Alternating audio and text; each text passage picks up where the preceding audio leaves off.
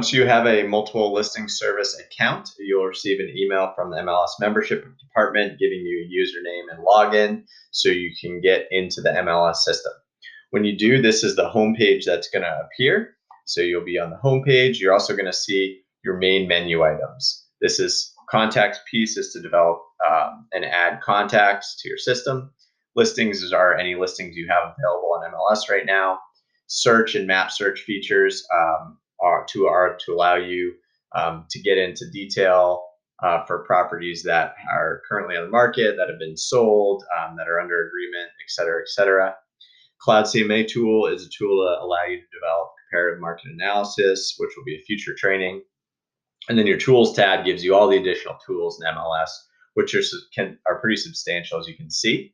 In addition to that, there is a training library on the right-hand side of the screen.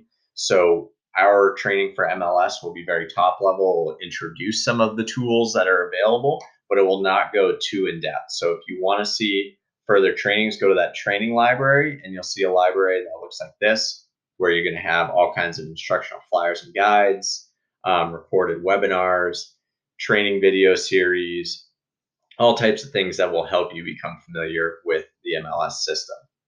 Overall, MLS is really all about spending time in the system, getting familiar with it, and practicing with the tools that are available. You're not going to learn this in a day or two. This takes time, so I would recommend for the new agents out there, go in there every day, practice, mess around with it, try a new tool or a new search feature each day so you can become as familiar with it as possible. That way, when you're working with clients, you can really offer them everything that MLS has available to work with.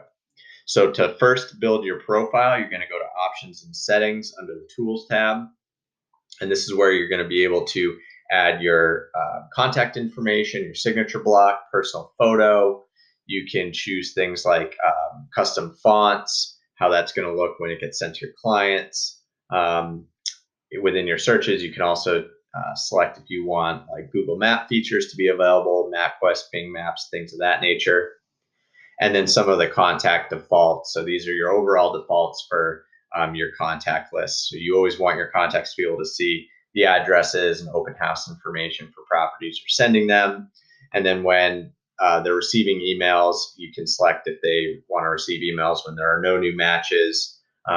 If you want them to get photo summary reports, allow reverse prospecting, all of which we don't allow as a standard on my account at least, but that's editable based on how you want to set up your MLS.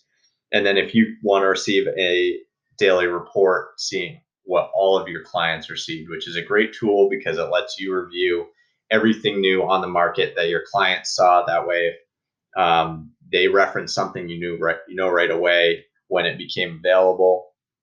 And then the last piece is when you want them to receive these MLS client reports. So right now I have it set for daily. However, this is just the overall standard setting. You can tailor this for each individual contact. So if we want to send weekly emails out for certain contacts that don't want daily reminders, we can set that up for each specific search. If you go back to tools, this will bring you back to the main screen and show you some of the additional tools that are available, which we'll cover in future trainings.